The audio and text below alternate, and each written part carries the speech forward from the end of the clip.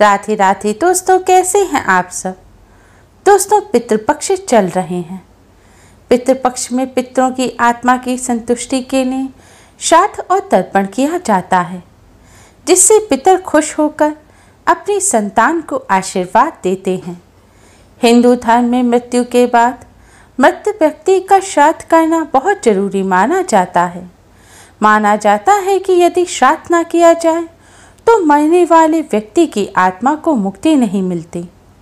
पितृपक्ष में पूर्वजों की आत्मा की शांति के लिए दान पुण्य, श्राद्ध, तर्पण, पूजा पाठ किए जाते हैं, ताकि हम पर पूर्वजों की कृपा बनी रहे।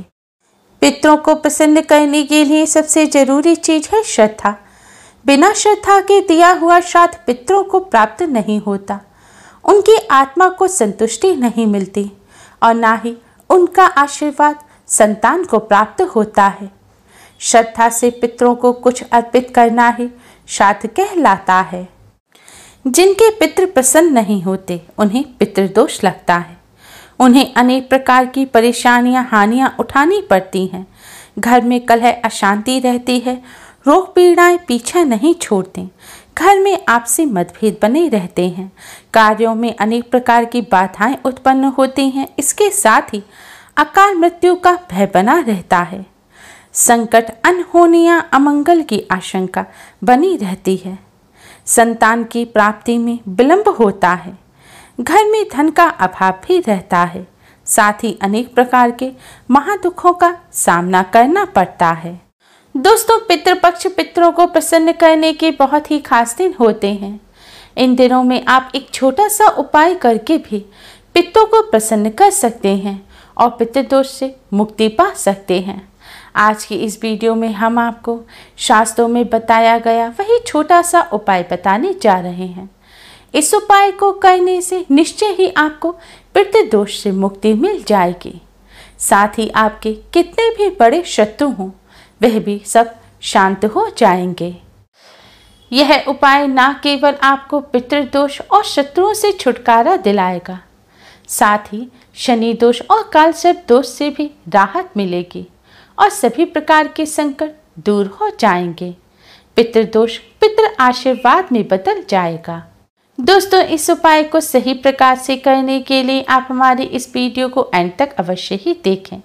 अगर आपने हमारे चैनल को अभी तक सब्सक्राइब नहीं किया है तो जल्दी से हमारे चैनल को सब्सक्राइब कर लें और बेल आइकन को हिट अवश्य ही करें, जिससे हमारी सभी नई वीडियोस की नोटिफिकेशन आपको फ्री में सबसे पहले मिल पाए। तो आइए दोस्तों, जानते हैं इस उपाय के बारे में। वैसे तो इस उपाय को आप पितृपक्ष में किसी भी दिन कर सकते हैं, लेकिन पितृपक्ष के शुक्रवार, शनिवार और अमावस्या के दिन इस उपाय को अवश्य ही करना चाहिए। उपाय करने के लिए स्नान करके स्वच्छ वस्त्र धारण करें। इसके बाद आप अपनी रसोई घर की सफाई करें। फिर आप स्वच्छ जल से आटा मढ़ें। आटा आपको बिना नमक मिर्च का मढ़ना है। बिल्कुल आपको प्लेन आटा मढ़ना है। आटा मढ़ने के बाद आप सबसे पहले रोटियां बनाएं। दोस्तों, हमेशा भोजन बनाते समय पहली रोटी गौ माता के लिए बनानी चाहिए।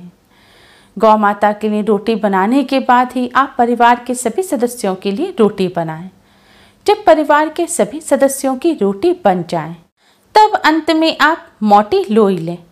मोटी लोई का मतलब है कि सारे परिवार के सदस्यों की रोटी बनाने के लिए आप जितनी बड़ी लोई लेते हैं, यानी कि जितना आटा लेते हैं उससे थोड़ा ज़्यादा आटा आपको अंत की रोटी बनाने के लिए लेना है।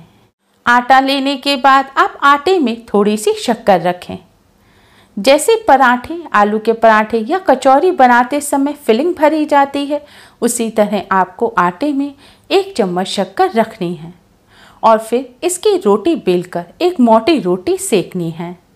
जब ये मीठी रोटी तैयार हो जाए तब आप इस रोटी को एक प्लेट में रख लें और इस रोटी के ऊपर आप सरसों का तेल लगा दें।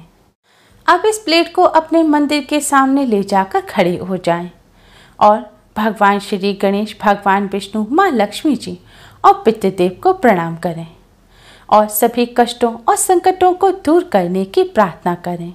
शनिदेव को प्रणाम करें और शनि दोष को दूर करने की प्रार्थना करें। पितरों से जाने अनजाने में की गई अपनी सभी गलतियों की क्षमा मांगें और पितृ दोष को दूर करने की भी प्रार्थना करें और यमदेव को प्रणाम करें। यमदेव को प्रणाम करने के पश्चात अब आप इस रोटी को ले जाकर किसी काले रंग के कुत्ते को खिला दें।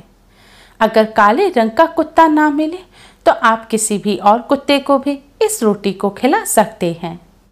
दोस्तों, शास्त्रों में बताया गया है कि श्राद्ध पक्ष के दौरान पितृ पशु पक्षी के माध्यम से हमारे करीब आते हैं। मान्यता है कि पितरों तक भोजन पहुंचाने के लिए चींटी, कौवे, स्वान, गाय व देव को भोजन कराया जाता है। यह भी मान्यता है कि यह पांचों पंच तत्व के भी प्रतीक हैं। स्वान को जल तत्व का प्रतीक माना जाता है, चींटी को अग्नि तत्व का, कौवे को वायु तत्व का, गाय को पृथ्वी तत्व का और देवताओं को आकाश का प्रतीक माना जाता है।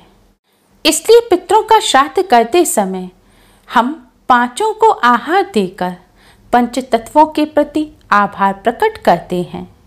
पंचबली का एक भाग स्वान को खिलाया जाता है। दोस्तों, स्वान को यमराज का पशु माना जाता है। माना जाता है कि यमराज के अपने 2 स्वान हैं जिनका नाम श्याम और सबल है। इसलिए श्राद्ध पक्ष में स्वान को भोजन कराने से यमराज प्रसन्न होते हैं। शिव पुराण में बताया गया है कि श्राद्ध पक्ष के दौरान स्वान को भोजन देते हुए कहना चाहिए कि यमराज के मार्ग का अनुसरण करने वाले श्याम व सबल नाम के 2 स्वान हैं। मैं उनके लिए यह भोजन का भाग देता हूँ। वे इस बलि को ग्रहण करें। इसे कुकर बलि भी कहा जाता है। इसलिए आप भी स्वान को भोजन कराते समय यह बात अवश्य ही बोलें कि यमराज के मार्ग का अनुसरण करने वाले श्याम व सबल नाम के 2 स्वान हैं। मैं उनके लिए यह भोजन का भाग देता हूँ। वे इस बलि को ग्रहण करें। आपको यह बोलने के बाद ही स्वान को भोजन कराना है। स्वान को रोटी देने के बाद आप हाथ जोड़कर स्वान को प्रणाम करें, यमराज को प्रणाम करें और भैरव भगवान को भी प्रणाम करें। स्वान को भैरव महाराज का भी सेवक माना जाता है।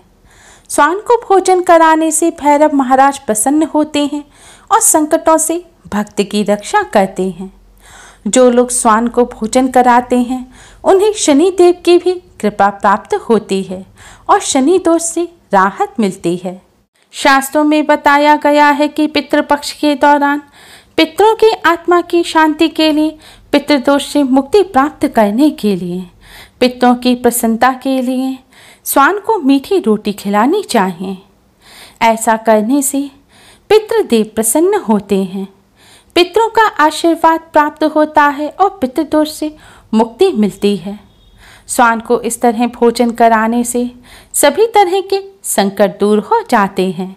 दोस्तों, हो सके तो पितृपक्ष में रोजाना आपको स्वान को इस तरह भोजन अवश्य ही कराना चाहिए। स्वान का बहुत महत्व शास्त्रों में बताया गया है।